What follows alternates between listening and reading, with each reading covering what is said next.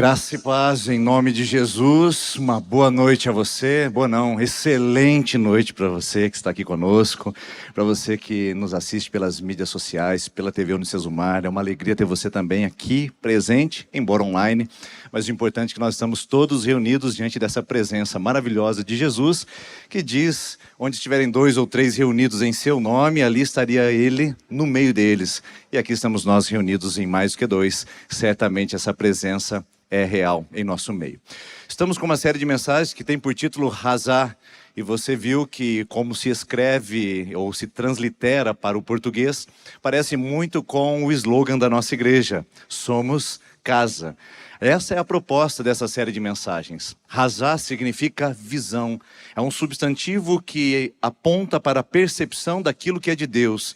E é esse o nosso objetivo nessa série de mensagens, encontrar qual é a visão, o propósito, o chamado e a vocação de Deus para essa comunidade local. Enquanto discípulos e discípulas de Jesus, enquanto igreja que se manifesta na face da terra, enquanto corpo misterioso de Cristo, todos temos um chamado, e identificar e compreender isso é nossa responsabilidade.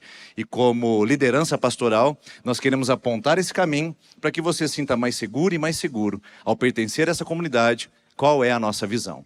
Falamos a semana passada sobre o razá do alcançar, a visão de uma igreja para fora das paredes. E hoje eu quero falar com você sobre o razá do crescer. É mais uma palavra que vai ser adicionada à nossa conversa e também às nossas ministrações aqui sobre esse tema. Quando nós falamos em crescer, portanto, precisamos, antes de qualquer coisa, tirar algumas má compreensões, alguns preconceitos que essa palavra pode gerar em nós. Principalmente porque a gente vive numa sociedade pós-moderna, altamente performática, baseada em resultados. Eu preciso dizer para você que quando falamos em crescer, nós não estamos falando de desempenho.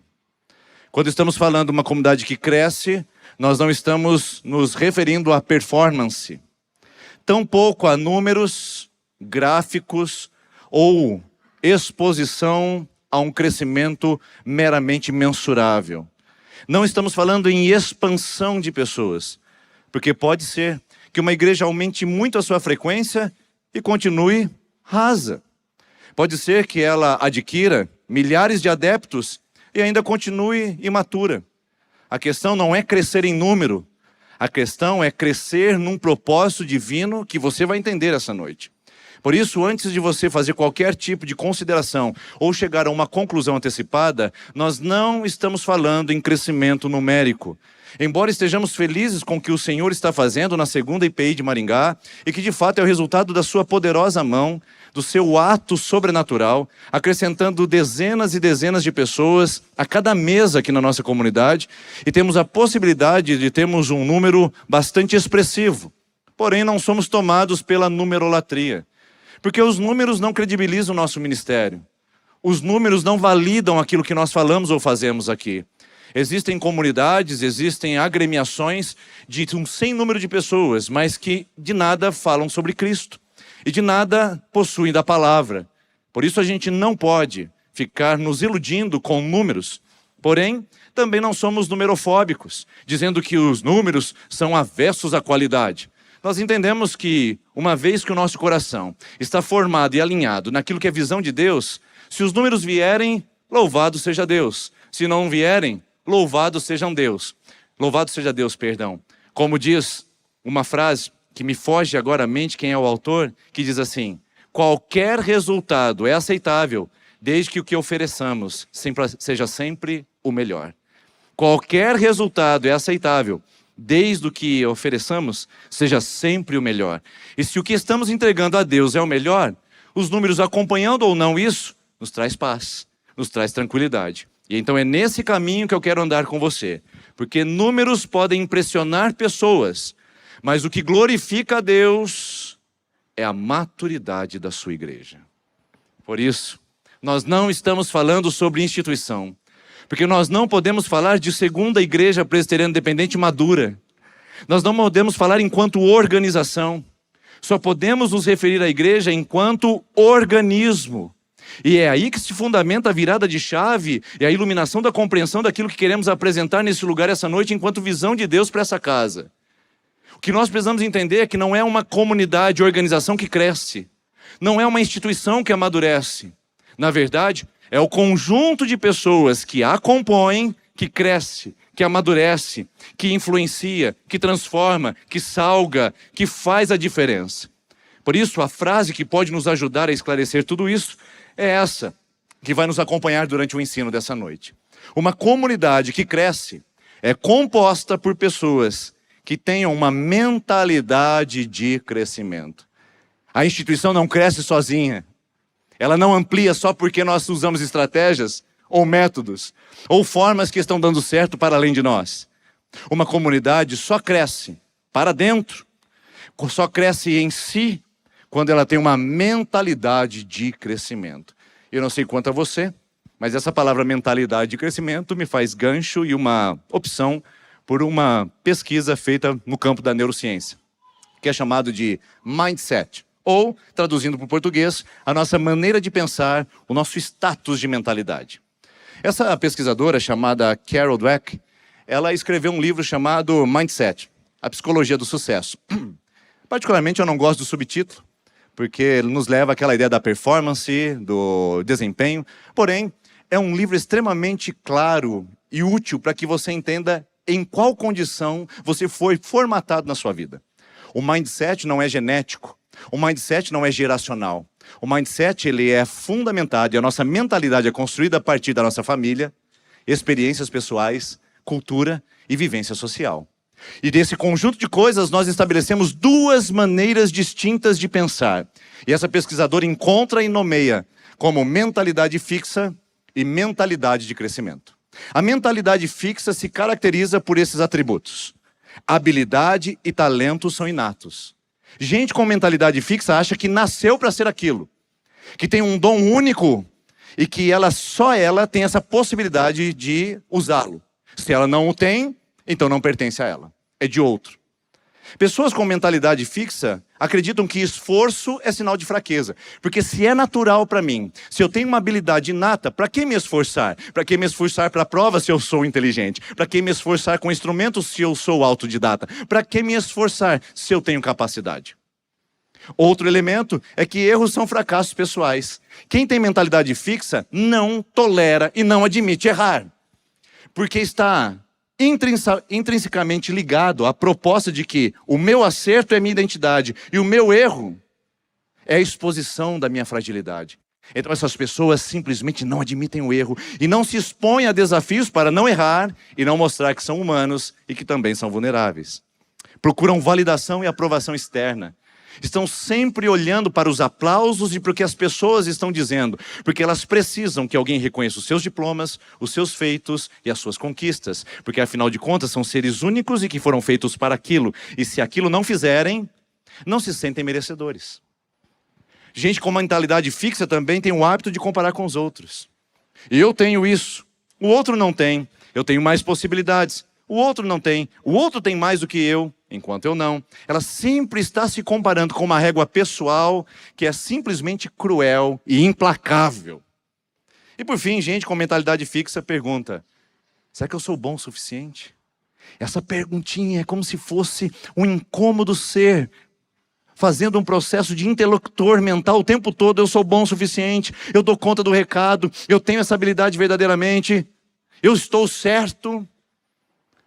E pessoas assim travam, estagnam, não admitem movimentos, enquanto que a mentalidade de crescimento é o contraponto dessa realidade. E se você observar, é exatamente o oposto. Essas pessoas que acreditam que podem crescer e desenvolver na vida, entendem que as habilidades não são inatas, elas são desenvolvidas e, portanto, eu posso aprender qualquer coisa. O esforço é natural o crescimento. Se eu não nasci pronto, é natural que eu me esforce para desenvolver aquilo. Eu sou bom em exatas. Eu sou bom em humanas. Isso é mentalidade fixa. Porque você, voltando-se para exatas, desenvolveu mais, se esforçou mais, por isso uma facilidade maior do que humanas. E o contrário também é verdadeiro. Agora também essas pessoas entendem que erros fazem parte do amadurecimento. Gente que tem mentalidade de crescimento não fica preocupada diante de desafios ou de situações que possam lhe colocar algum tipo de risco. Afinal de contas, se errar, a gente pede desculpa E o erro produz aprendizado, e o aprendizado me leva ao crescimento. Não é errar por errar, não é errar como pedagogia do desenvolvimento, mas apesar do erro, entender que crescimento existe em nossas falhas e fracassos. Gente que tem mentalidade de crescimento e procura evolução e transformação interior, ao invés de ficar se comparando com o outro. Ela olha para si. A meta não é ser melhor que o outro, a meta é ser melhor do que ontem. Se ontem eu aprendi a tocar o dó, o ré e o mi, a meta agora é ir para a pestana e aprender a fazer as dissonantes e as menores. Se ontem eu aprendi o passé composé, agora o objetivo é ir para outros instrumentos da língua francesa. Ou seja, enquanto eu me desenvolvo, eu aprendo de que a evolução não é com o outro, mas é comigo mesmo. Gente que tem mentalidade de crescimento também compara o seu próprio processo. Ela avalia onde ela está naquilo que ela propõe e não no projeto estagnado, cristalizado da fixação do crescimento. E por fim, essas pessoas estão sempre perguntando: o que eu estou aprendendo com isso? O que eu estou aprendendo com esse esforço, com esse erro? O que eu estou aprendendo nesse novo movimento, nessa exposição? O que eu estou aprendendo nessa vulnerabilidade, nessa fragilidade? Essas pessoas sempre estão perguntando sobre isso. Você se surpreenderia se eu dissesse que você está em um desses dois grupos de mentalidade nessa noite? Eu vou um pouquinho adiante. Você se surpreenderia se eu dissesse que o crescimento, enquanto discípulo e discípula de Jesus, está baseado nessa forma de mentalidade que você possui? Você se surpreenderia se eu dissesse que a igreja é a resposta da sua mentalidade fixa ou de crescimento? E você se surpreenderia se eu dissesse que esta teoria neurocientífica atual e recente é mais antiga do que você imagina e tem pelo menos 2000 anos de história? Vamos melhorar isso aqui. Você se surpreenderia se eu dissesse que Jesus teve que lidar com dois tipos de mentalidade ao redor do seu ministério? Se você não se surpreenderia com fatos como esse, deixe-me lhe provar pelas Escrituras.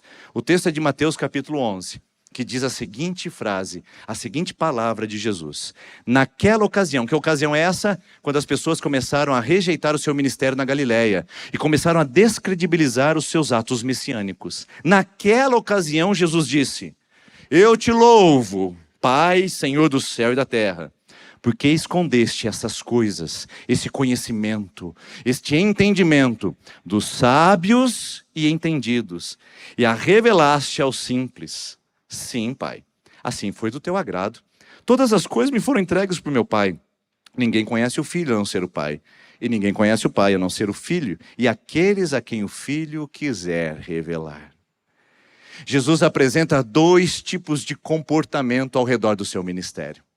Os de mentalidade fixa, relacionados aqui àqueles que são sábios e entendidos, e os simples, que são aqui relacionados com os pequeninos, em outra tradução. Vamos separar esses dois grupos para que você entenda. Quem são os sábios e entendidos? Na cultura do Novo Testamento, Jesus está se referindo aos mestres da lei e aos fariseus. Mestres da lei são aqueles que são os responsáveis pela interpretação da Torá e a correta administração do seu entendimento. São esses os intérpretes da Bíblia ou do Antigo Testamento. Os fariseus eram os guardiões da lei, da tradição e da pureza religiosa. Juntos, esses dois grupos estabelecem uma mentalidade de atuação religiosa contrastada pelas palavras de oposição em Jesus o tempo todo. Fariseus e mestres da lei hipócritas, porque aprenderam a se colocar com projeções para fora, mas deixaram de desenvolver por dentro. Dizem conhecer um Deus que na verdade o desconhecem no seu relacionamento pessoal. Por isso, os fariseus e os mestres da lei se apresentam muito com aqueles que têm mentalidade fixa. É só a gente olhar um pouco do currículo dos fariseus e mestres da lei, os sábios e os entendidos que Jesus confronta nesse momento. Eles se apoiam no seu próprio entendimento e não no conhecimento que vem de Deus. Eles têm a sua autossuficiência religiosa e não uma dependência da graça e da divindade. Eles possuem uma intolerância com o erro, por isso são tão rígidos, são tão intransigentes, são tão implacáveis, porque para o mestre da lei e o fariseu, errar é um absurdo de desobediência, e isso deve ser punido a qualquer custo. Para um fariseu, um mestre da lei, eles buscam prestígio social e religioso. Olha a oposição que nós vemos nessas duas imagens e olha a relação que elas têm com mentalidade fixa. Enquanto aqueles que procuram validação externa estão muito mais parecidos com os fariseus e mestres da lei dentro da igreja do que com os simples e com os pequeninos que Jesus apresenta. Veja só, eles também são competitivos na prática religiosa. Existia a classe dos saduceus, a classe dos fariseus, a classe dos essênios, a classe dos mestres da lei, a classe dos sacerdotes, a classe dos levitas, e eles competiam entre si a pureza e a influência dentro do templo. Esses homens também baseavam a sua vida em desempenho pessoal. Eles queriam ser merecedores daquilo que Deus oferecia gratuitamente pelo seu amor. Mas eles não entendiam, porque a mentalidade fixa os movia para: eu sou bom o suficiente para estar aqui? Você consegue perceber a relação agora? Começa a fazer um pouco mais de sentido? Agora vamos aos simples e aos pequeninos. Algumas traduções das Escrituras vão trazer a palavra simples com a relação a pequeninos. Quem são esses? Esses são os marginalizados. Esses são os esquecidos. Eles estão na periferia de todo o procedimento religioso, institucional e oficial da época. São pescadores, são homens que trabalham com o seu próprio braço, camponeses. No meio desses tem até uma mulher que, antes de conhecer Jesus, usou o seu corpo para ganhar dinheiro em prostituição. Tem pessoas de todos os tipos, inclusive um cobrador de imposto, um traidor da religião judaica que se associava ao Império Romano. Jesus fala e diz: esses que vão aprender de mim. São esses que têm a revelação de quem eu sou. São esses que recebem quem é o Pai através da minha pessoa. Não sábios entendidos, mas os pequeninos e os simples. A estes é revelado o reino dos céus. Quando Jesus cria esta ruptura, ele diz: tem duas mentalidades me circundando. Agora é a hora de decidir onde vocês participam e onde estão. Porque a mentalidade de crescimento se corresponde ao simples de Mateus 11 na seguinte proposta: como são pequeninos e são simples, têm humildade o suficiente para entender a sua ignorância e para admiti-la. Porque só sei que nada sei não é apenas uma expressão filosófica. O só sei que eu nada sei é uma experiência da humanidade, e os simples entendem isso. Dependência para ter aprendizado. Sabem que nada se constrói sozinho. O eu e o tu se encontram no nós quando se diz respeito ao conhecimento da palavra de Deus. Quando nós crescemos, inclui tanto acertos como erros. Um aprendiz, um simples, entende que não é o dono da verdade, que ele está acima do bem e do mal. Ele entende que ele não é um super-homem, uma super-mulher. Ele admite as suas vulnerabilidades, ele aceita as suas fragilidades, ele pede perdão pelos erros, ele não mascara, não inverniza, ele não transige, ele simplesmente reconhece e diz: eu sou humano, eu estou aprendendo e estou melhorando a cada dia mais, e nesse erro eu não pretendo pisar mais.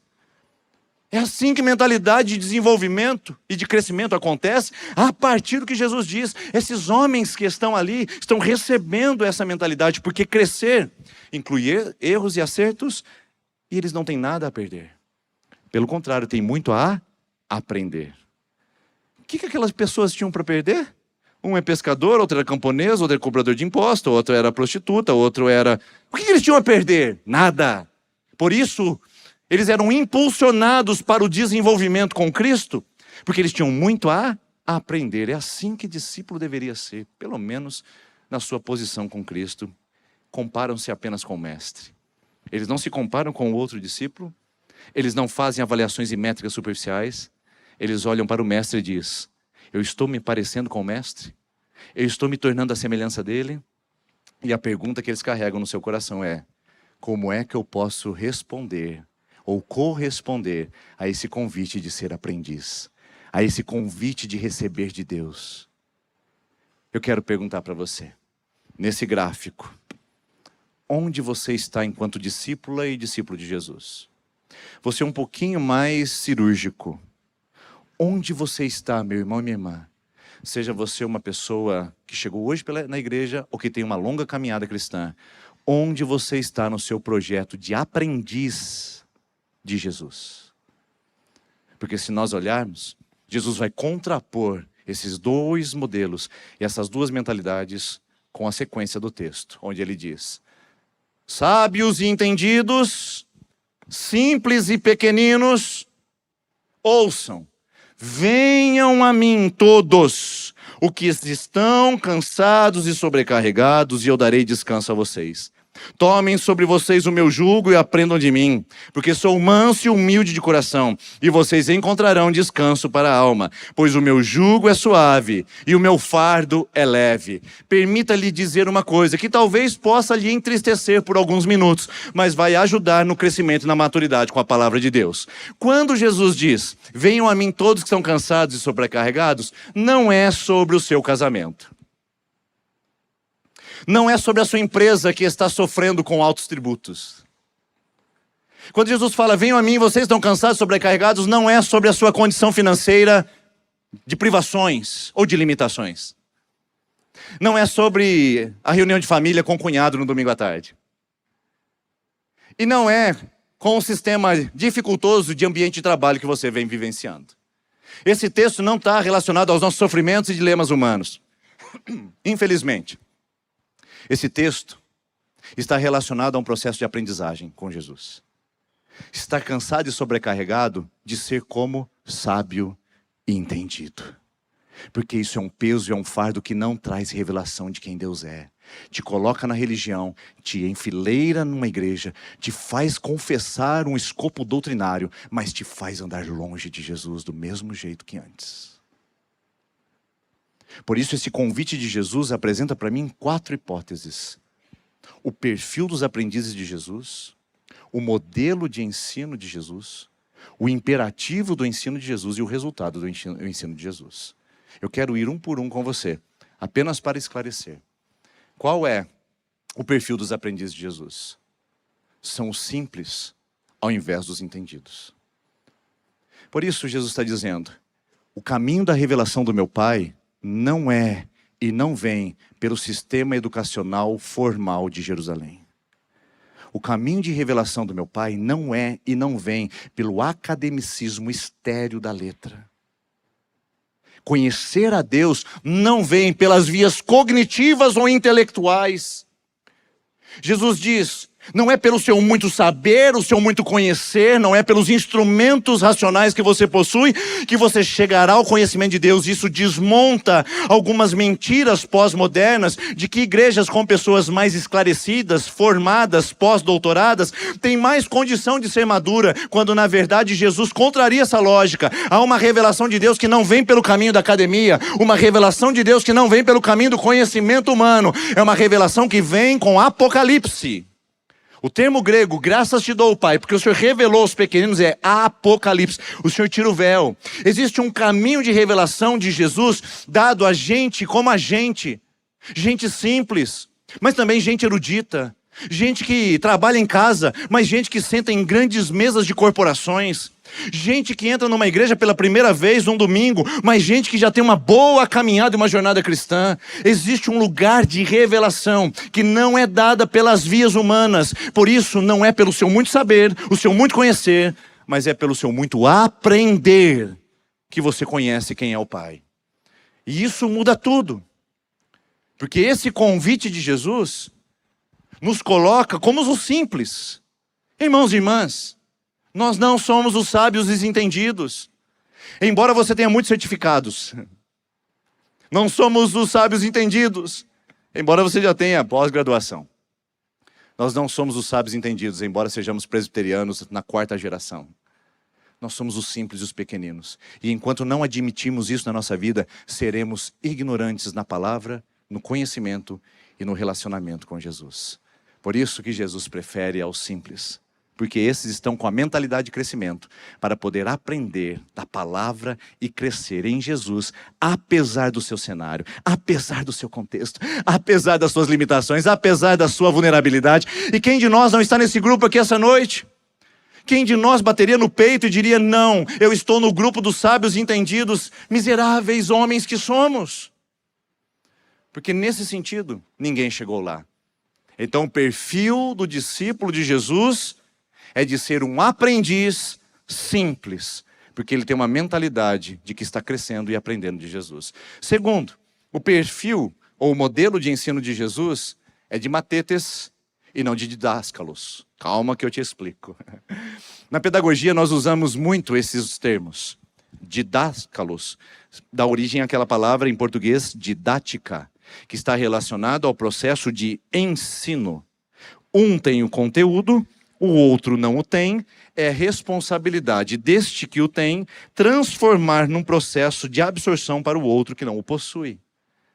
Este é o modelo bancário de educação que Paulo Freire questionou muito tempo atrás. E que permeia o nosso sistema educacional, onde nós temos um detentor do conhecimento e outro miserável e pobre humano que não tem nada para oferecer, uma tábua rasa que vai ser edificado a partir dos conteúdos, dados e informações deste homem sábio e cheio de conteúdo. Isto é o modelo dos mestres da lei e dos fariseus. Eu sei, você não sabe. Eu entendo, você não entende. Então recebe a informação e fica quieto. Jesus não opta pelo didáscalos. Por isso que quando ele diz aprendam de mim, ele usa um outro termo em grego. A palavra grega é matetes. E na pedagogia nós usamos, ao invés da didática, nós também falamos da matética. E a matética se diz respeito ao aprendiz. Enquanto que a didática fala quem ensina, a matética fala de quem está recebendo, ou de como é o processo de desenvolvimento do aprendiz nesse sentido. Por isso, meus irmãos e irmãs, o nosso chamado e a nossa vida é colocada diante de Deus para que nós possamos aprender dele, conhecer dele, reconhecer quem ele é e não sermos depositários de informações, doutrinas, dados que a nossa sociedade já está saturada pelo veículo de manipulação de massa que nós possuímos hoje, que são as redes sociais. Agora, Jesus diz, se vocês querem, vocês precisarão aprender de mim. E não é didática, é matética. E vamos buscar essa palavra. Essa palavra, para você, talvez não faça muito sentido, apenas para você que estudou pedagogia. Mas olha para o cenário histórico. Vamos fazer uma viagem de 2000 anos. No tempo de Jesus, para que um aprendiz pudesse entrar no processo da matética, isso começava aos 5 anos de idade. Os pais, que tinham uma certa condição, levavam esse filho a um lugar chamado Beit Sefer, que significa casa do livro. Lá essa criança, dos 5 aos 12 anos de idade, iria desenvolver a sua habilidade de memorizar e interpretar a Torá. Gênesis, Êxodo, Levítico, Números e Deuteronômio. Os 5 livros da Bíblia memorizados por crianças de 5 a 12 anos. Os melhores dos melhores nesse período eram selecionados para a Beit Midrash. A Beit Midrash é a casa da doutrina, é a casa do aprofundamento. E lá eles receberiam mais informações e mais aprendizado para que pudessem ter a Torá memorizada inteira. Livros poéticos, históricos, proféticos, todos os sapienciais, todos memorizados, decore e salteado. Os melhores dos melhores eram selecionados para serem agora discípulos de um mestre, ou um rabi. Veja bem o processo de filtro. 5 anos, 12 anos, 20 anos, e depois que ele andava com o rabi, a sua vida mudava. Agora, ele tinha uma nova jornada. Ele ia fazer o que o rabi fazia, andar com o rabi, estar com o rabi e viver com o seu mestre como se fosse seu discípulo o tempo todo. Aos 30 anos de idade, esse discípulo que começou a sua jornada lá aos 5 anos, poderia se tornar um mestre. Ele poderia agora ter seus próprios discípulos. Por isso, a palavra discipulado e rabi não é nova no tempo de Jesus. Pelo contrário, é muito fundamentada. Era comum que um rabi tivesse discípulos. Gamaliel tinha discípulos e um deles foi Paulo, lembra? Hillel era uma escola rabínica muito forte naquele período e eles eram responsáveis por alguns tipos de doutrinas e percepções. João Batista tinha discípulos e era chamado de mestre. Ou seja, era comum que rabis tivessem os seus discípulos e era comum que rabis tivessem o seu jugo. Viu a palavra de Jesus? O meu jugo é suave e o deles é pesado. A palavra jugo rabínico é uma palavra do tempo do Novo Testamento que diz respeito ao modelo que o rabi adotava de tradição, doutrina, comportamento, exigência, aprendizagem dos seus discípulos. O jugo rabínico era geralmente considerado pesado, porque era de alta exigência. Tanto é que em Mateus capítulo 23, versículo 4, Jesus diz: ai de vocês, fariseus e mestres da lei hipócritas, porque vocês colocam jugos pesados, fardos pesados sobre os ombros dos outros, e nem com o dedo mindinho vocês fazem força para aliviar. Era comum o jugo ser pesado, de alta exigência, de desempenho, de compromisso. E Jesus olha e diz: o meu jugo é suave e o meu fardo é leve. É por isso que todo rabi tinha um discípulo, todo rabi tinha um aprendiz, todo rabi tinha um jugo. Mas Jesus era um rabi, um mestre diferente.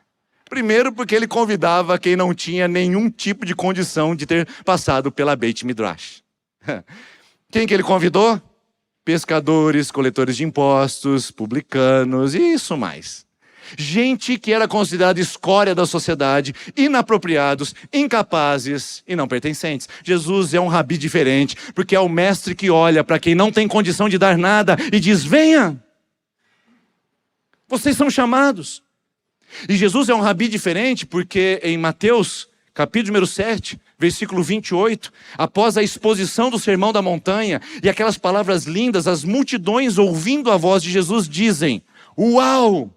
Este homem é um rabi diferente, porque ele ensina como quem tem autoridade e não como os mestres da lei. Mais uma vez, o mindset fixo aqui apresentando como contraste de Jesus. Jesus tinha autoridade, era um rabi diferente. Por isso que o processo de chamado de Jesus e a pedagogia que Jesus usa é de matetes, ou seja, é o aprendizado que chama os inapropriados. Então eu quero dar uma boa notícia para você. Dona de casa, lides do lar, você é alvo do chamado para ser uma aprendiz de Jesus.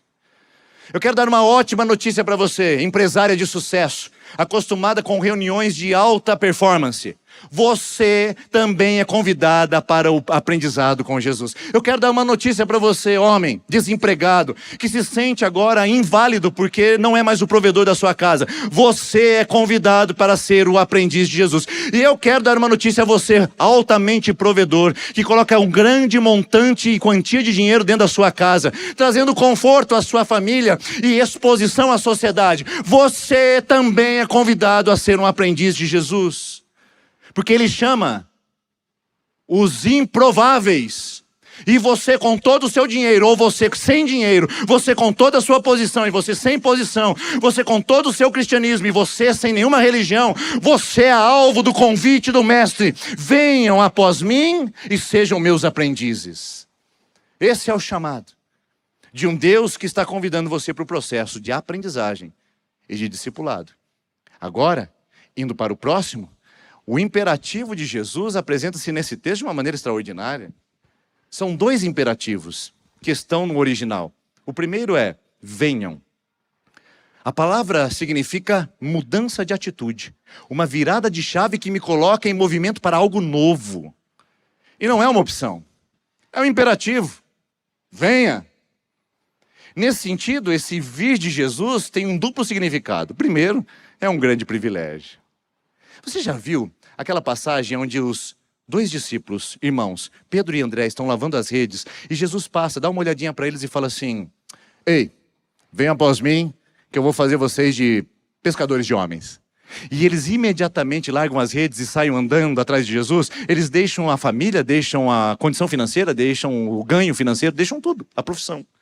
Não te estranha essa passagem? Como é que eles saem desse jeito, meio estabanados e sem nem informação? É que, na verdade, eles já sabiam que Jesus era um rabino. Eles já sabiam que ele era um mestre e um mestre diferente.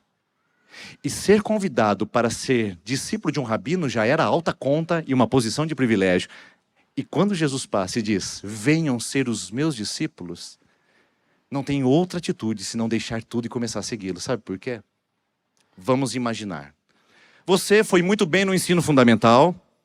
Você conseguiu um histórico escolar maravilhoso no ensino médio e você se aplicou para uma bolsa na Universidade de Harvard, uma das universidades mais conhecidas do mundo e mais famosas. Então, você entrega o seu currículo e fica na expectativa. O seu currículo acadêmico é avaliado e, de repente, chega uma mensagem no seu correio eletrônico. Universidade de Harvard. Welcome! Você foi aprovado. O que você faz com aquilo?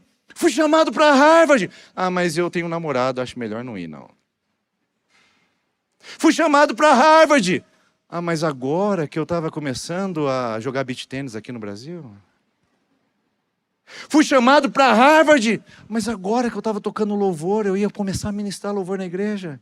Irmão, eu fui chamado para Harvard, eu não quero saber de mais nada. Compra a passagem, pega essa bolsa, porque o futuro a mim me pertence, uma oportunidade única. Quando os discípulos estão lavando as redes, eles estão no cotidiano da vida, Jesus olha para ele e diz: gente, vocês passaram em Harvard, é só virem me seguir. Venham e aprendam, porque vocês são privilegiados. Ser discípulo de Jesus não é um sacrifício. Ser discípulo de Jesus não é um pagamento de um mal que nós temos. Ser discípulo de Jesus é um privilégio. É um convite para estarmos numa alta posição de aprendizado. A melhor universidade que ensina caráter, vida e da eternidade. E por isso os discípulos deixaram. Mas o segundo movimento é que Jesus naquele momento diz: venham. É um privilégio, mas também é uma responsabilidade. O texto diz que eles deixaram as redes, porque a palavra vir significa mudança de atitude. Agora, a paixão desses homens é reordenada. As prioridades são redefinidas. Eles agora são discípulos de Jesus e nada do que eles fizeram antes faz sentido mais. E precisa passar pela ressignificação da palavra e do andar com Jesus. Irmãos, eu quero parar aqui um minutinho. É muito triste nós dizermos que somos discípulos de Jesus, mas continuamos com a mesma vida que a gente tinha antes. Porque se assim o é, ainda nós não entendemos qual é a responsabilidade do chamado. Se os mesmos palavrões visitam a nossa boca, se os mesmos vídeos visitam os nossos olhos, se a mesma roupa está no nosso guarda-roupa, se a mesma postura com o dinheiro está nos nossos negócios, se a mesma relação com as pessoas tóxica ainda está na minha prática social, se o mesmo comportamento indevido ainda faz parte da minha vida, eu pergunto: nós estamos seguindo a quem? Nós atendemos ao chamado de quem? Porque a questão não é decidir se você é discípulo de Jesus ou não. A questão é decidir de quem você é discípulo. Porque todos nós estamos sendo discipulados por alguém, ou por algo. O que a gente precisa definir é quem nos discipula. Porque o que eu vejo é um cristianismo que cresce em número, mas que decresce em exposição e imitação de Cristo. Que cresce em templos, que aumenta as suas cadeiras, mas que diminui na sua imitação do caráter de Jesus. Porque quem passa pelo processo discipulado, a vida que tinha antes já não faz tanto sentido. Ou se ela permanece, ela é ressignificada a partir do ponto de vista do reino de Deus. Trabalho, dinheiro, filhos, relacionamento, casamento, igreja, padrões sociais, tudo passa por um novo caminhar com Jesus Cristo. Agora, chega a hora da verdade. Venham a mim e aprendam de mim. É o segundo imperativo. E aprender de Jesus leva a gente a um entendimento bastante simples. Primeiro, é um chamado para você ser aprendiz. Você não é ensinante. Irmãos, eu não sou ensinante. Eu estou numa posição de pastor que também compartilha conhecimento. Porém, eu sou um aprendente. E não pode ser ensinante quem deixa de ser aprendente, como diz o Mário Sérgio Cortella. Nós não podemos entrar nessa caminhada de passar conteúdo se nem mesmo eu sou um dos que aprendem. Esse chamado e esse convite de Jesus é para que nós sejamos aprendizes. E isso significa que no termo grego, discípulo não é um verbo, discípulo é uma posição. Isso muda tudo, deixe-me explicar. Quando eu digo, eu estou discipulando alguém, alguém está me discipulando, eu estou usando um verbo que não existe na Bíblia, não existe discipular nas Escrituras. Porque quando eu assim o faço, eu estou transferindo responsabilidade ao outro para ele crescer, a partir do meu discipulado, e também dizendo que o outro é responsável para que eu cresça a partir do seu discipulado. Só que não existe isso. Não tem alguém que vai se tornando discípulo à medida do caminho. Eu estou sendo discipulado, como se eu estivesse sendo cristianizado, bem ao estilo dos colonizadores portugueses que fizeram um estrago com os nossos indígenas. A ideia de que você está sendo discipulado não existe na Bíblia. O que tem na Bíblia não é o verbo discipular. O que tem na Bíblia é o substantivo discípulo, aprendiz. Ou seja, ou você é, ou você não é. Você não está se tornando. É uma decisão que você toma hoje ao sair desse lugar. É uma decisão que você toma na sua vida diária e no amanhã, quando você for voltar para a sua vida comum. Ser discípulo é uma posição, não é um verbo que eu estou me tornando. Eu não estou tornando-me um discípulo, eu sou agora o que Jesus me chamou para ser, um aprendiz. E ser discípulo, nesse caso, ser aprendiz, é um chamado maior ainda. A palavra aprendam de mim tem uma relação direta com relacionamento. O termo gnosco tem uma relação de eu aprendo a partir de um relacionamento com alguém, não pelas minhas próprias compreensões. Jesus usa esse termo nesse texto para dizer, quem quiser aprender de mim vai ter que se relacionar comigo. É um relacionamento pessoal, irmãos. É aprender de Jesus e não sobre Jesus. O nosso problema, a nossa maior crise, enquanto pessoas e aprendizes, é que nós aprendemos sobre Jesus. Você tem 3.000 pessoas que você está seguindo, que fala do Evangelho, que fala da Bíblia, que apresenta Jesus. Mas você sabe muito sobre Jesus, mas pouco dele. Ser discípulo, ser aprendiz, é um chamado para aprender de Jesus e não sobre Jesus. É um chamado para aprender com Jesus na vida, não a respeito de Jesus. Nosso problema, temos muitas informações. Nosso problema, temos muitos recursos de desenvolvimento. Nosso problema é que a gente confia mais no nosso influencer, mais naqueles que estão detentores de conteúdo, os nossos mestres da lei, da rede social, do que uma aprendizagem aos pés de Jesus, com a sua palavra. Por isso o convite é aprender de Jesus e não sobre Jesus. É parar de seguir um tanto de pessoas que falam sobre Jesus e começar agora a seguir os pés de Jesus, o caminho de Jesus, as sandálias de Jesus e cobrir com as poeiras desse pé majestoso e santo que nos ensina a ser mais parecidos com Ele. O chamado da igreja de Jesus não é seguir o seu líder, é seguir o seu mestre, e o seu mestre é Jesus. 1 Coríntios capítulo 11, versículo 1, Paulo, o líder, diz, sejam meus imitadores sim, mas como eu sou de Cristo, olhem para Jesus, porque Ele é o modelo. O chamado para ser aprendiz é um chamado de relacionamento com Jesus. Não com a doutrina, não com a igreja, não com o pastor, não com a denominação que você frequenta, mas um relacionamento pessoal de aprendizagem, de revelação de quem Jesus é e quem revela o Pai. E é por isso que a gente chega à última referência, que é a imitação. Um discípulo que é chamado a ser aprendiz, que é chamado para andar perto, estar com Jesus, mas também é chamado para imitá-lo.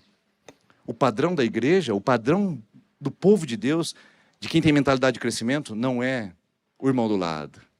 O padrão de maturidade da igreja não é o pastor da sua igreja. O padrão é Efésios capítulo 4, versículo 13, que diz assim, até que todos cheguemos à unidade da fé, ao pleno conhecimento do Filho de Deus, à medida de uma maturidade como pessoas maduras e à medida da estatura do conhecimento pleno de Cristo. O nosso modelo de aprendizagem não é humano, é o modelo de Jesus. E é aqui que nós encerramos e aterrissamos a nossa conversa. O resultado do ensino de Jesus, quando a gente fala em crescer igreja, não é aplicar novo método de células, pequenos grupos, estratégias de crescimento, modelos exponenciais de igrejas gestão, igrejas empresas. O modelo de crescimento de uma igreja é quando as pessoas parecem mais com Jesus. E esse é o grande objetivo de um aprendiz. Aliás, são 3. O primeiro é estar com o seu mestre. Jesus disse isso em Marcos capítulo 3, versículo 14. Diz assim o texto, e ele designou 12 e os enviou para serem apóstolos, mas antes para estarem com ele e depois enviados para pregar. Jesus chamou seus discípulos, seus aprendizes para estarem com ele. Irmãos e irmãs, você tem estado com Jesus?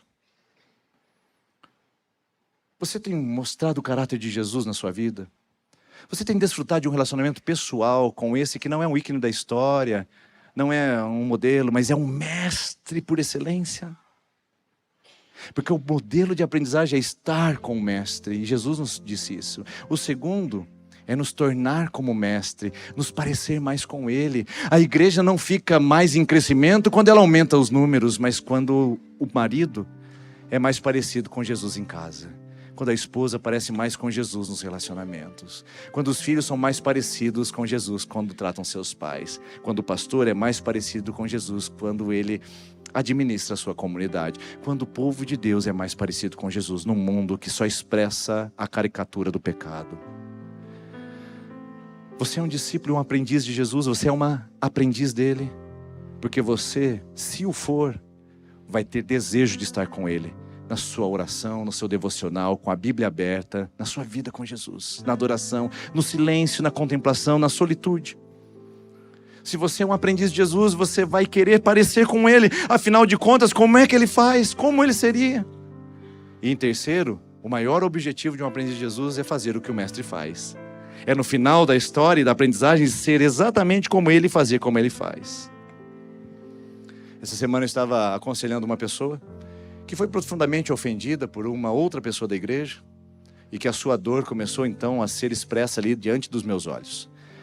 Obviamente que dentro desse coração pulsa um sangue italiano. E enquanto ela falava, a minha indignação me fazia mover em termos de justiça, retribuição e quem sabe dar uma autorização para uma pequena vingança. Mas enquanto ela falava, o meu coração foi se movendo a uma pergunta que o Espírito Santo fazia para mim. Pergunta para ela: o que Jesus faria se fosse ele ofendido no lugar dela? E então eu perguntei. Depois de ela apresentar a sua dor, a única resposta, ou melhor, não era nem resposta, era uma pergunta que eu tinha a ela, era: eu entendo a sua ofensa, entendo a sua dor, mas eu só tenho uma pergunta. O que Jesus faria se fosse ele ofendido no seu lugar?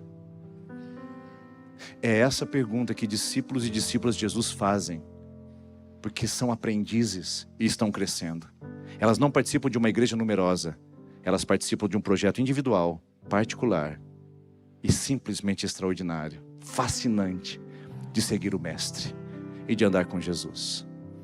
Por isso, o convite para você que tem frequentado ou que é membro dessa comunidade é saber que você, enquanto indivíduo, não essa igreja, você é responsável por uma mentalidade de crescimento, que você cresça no seu relacionamento com Jesus. No dia 8 de março nós vamos apresentar a essa igreja uma proposta, onde você que quer seguir Jesus mais de perto, ter uma caminhada, para a gente poder pegar na sua mão e te colocar nesse lugar, para você saber o caminho a seguir. Mas a decisão de ser um discípulo e uma discípula de Jesus ainda é sua. Aprendizes decidem. Nós vamos proporcionar caminhos, nós vamos proporcionar condições, mas nós queremos uma igreja que ame conhecer Jesus, ser parecida com Ele e fazer o que Ele faz. O meu chamado e o meu convite para você essa noite é que você, nessa caminhada com Jesus, aprenda a cobrir-se com a poeira dos pés do seu mestre. E esse mestre não sou eu, não é o seu amigo, esse mestre é Jesus. Ande com Ele, participe mais da sua vida com Ele, convide-o para o seu coração e saiba que você foi inserido num projeto maravilhoso de se tornar alguém parecido com Jesus. Que a sua família veja isso, porque no final das contas é só isso que vai sobrar. O meu maior desejo não é ser um líder reconhecido, ter uma igreja numerosa, ter uma pessoa com status. Meu maior desejo é que as pessoas possam olhar para mim e dizer: você parece com Jesus, hein? Que o frentista do posto que eu abasteço, que a menina da padaria que eu compro pão, que os meus filhos ao redor da minha mesa, que a minha esposa no meu dia a dia com ela, que os meus amigos, que as pessoas que convivem perto de mim olhem e digam: você tem estado com Jesus e você parece cada dia um pouco mais com Ele. Esse é o meu grande objetivo de vida. E eu gostaria que você também internalizasse isso. Porque o nosso grande motivo é, no final, as pessoas reconhecerem que a gente passou tempo com Jesus. Que essa noite foi tempo suficiente para você se tornar um pouquinho mais parecida com Ele. Atos capítulo 4, versículo 13. E eu encerro aqui. Pedro e João estão presos e são interrogados pelo Sinédrio. Após a defesa deles, os mestres da lei, olha eles aí de novo, olham e dizem: esses homens são incultos e iletrados. Pode ler na sua Bíblia. A tradução é simples e pequeninos. Esses homens fazem parte daquele grupo de mentalidade de crescimento. Eles não têm nada a oferecer, eles não têm conteúdo, não têm informações, eles não têm letramento, eles são analfabetos. Porém o texto diz e continua dizendo Esses homens são letrados e incultos, e reconheceram então, portanto, um resultado, eles dizem, e reconheceram então que eles estiveram com Jesus. Este é o nosso objetivo enquanto povo de Deus, enquanto discípulos do Mestre, enquanto aprendizes na jornada, que ao olharem não vejam a nossa estrutura, não vejam a nossa oratória, não vejam a nossa técnica, não vejam a nossa dinâmica, não vejam a nossa estratégia, não vejam a nossa capacidade pessoal, não vejam os nossos ganhos, não vejam as nossas conquistas, mas ao final elas vejam: esta pessoa esteve com Jesus. Que os seus filhos vejam isso na sua vida, pai. Que os seus filhos vejam isso na sua vida, mãe. Que os seus funcionários vejam isso na sua vida, patrão. Que os seus patrões vejam isso na sua vida, empregado. Que os seus irmãos vejam isso na sua igreja. E que essa igreja seja um potencial de aprendizes que vão ao mundo e mostram: nós temos estado com Jesus, e isso basta. Você pode se colocar em pé, por gentileza, no seu lugar? Queria que você fechasse os seus olhos e contemplasse no seu coração a sua posição enquanto aprendiz. Lembre, você não está se tornando um aprendiz, você não está se tornando um discípulo. A pergunta é: quem está discipulando você? Porque se Jesus não está te formando, alguém está te formando. Por isso que você precisa passar tempo com Ele. Por isso que você precisa estar junto com Ele. Porque Ele vai formar o seu coração para ser mais parecida e mais parecido. Com os olhos fechados, com o nosso coração meditando sobre essa palavra, nós vamos cantar o refrão dessa canção e vamos nos colocar diante de Deus. Quem é? Pra negar o teu poder. Quem é você? Quem sou eu? O teu poder. Não somos sábios e entendidos. Quem sou eu pra negar o teu poder? O teu poder. Quem é você? Tu és Deus. E diante desse Deus, Quem sou eu pra negar o teu poder? sim, O teu poder. somos simples. Tu és Sim, somos pequenos. quem sou eu. Por isso nós não negamos o poder a esse Deus que merece a nossa vida, o nosso coração e a nossa caminhada.